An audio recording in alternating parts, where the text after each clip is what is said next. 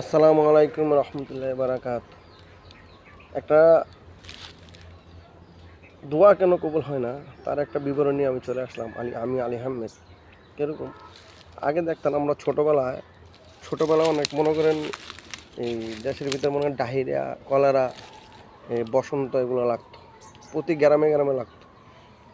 এখন তার হলো গ্যাস থেকে মনে করেন ওলামে কেরামের সম্মুখে পানি পড়া নিয়ে আসতো, বাইন্ডা পাড়া বিশ্বাস ছিল, উজানি বিশ্বাস ছিল, এদের থেকে কিনে আসতো পানি ভরা নিয়ে। দেখা যায় যে গ্রামে বসন্ত, এই গ্রামে পানি ভরা দিলে কি বসন্ত ভালো হয়ে গেছে।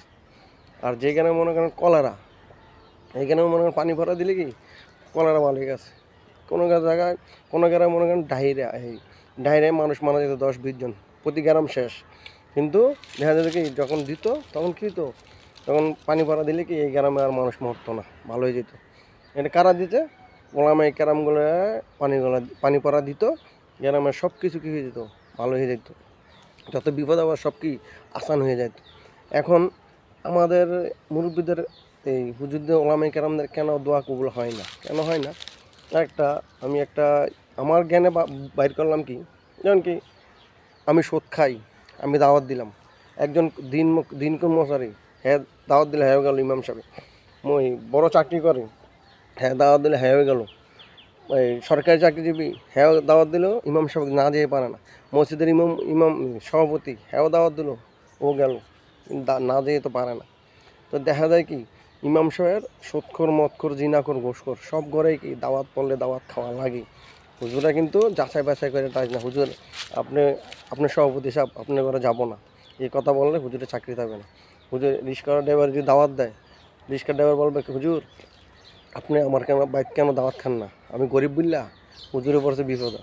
আমি মনে করেন গোশ খাই, হুজুর জানে আমি গোশ খাই, এরপরেও আমি দাওয়াত দিলাম, হুজুরে মানা করতে পারে না। কেন ভাই আমার দাওয়াত আছে? না হুজুর, আপনি যেদিন ডেট দিবেন সেদিনই আপনাকে ভাই দাওয়াত খাবো, আমি দাওয়াত রাখবো। তো হুজুরে না যেতে পারে না, কারণ আমি সুদ খাই, হুজুরে তা জানে, তা জানিও আমার ভাই কেন দাওয়াত খায়।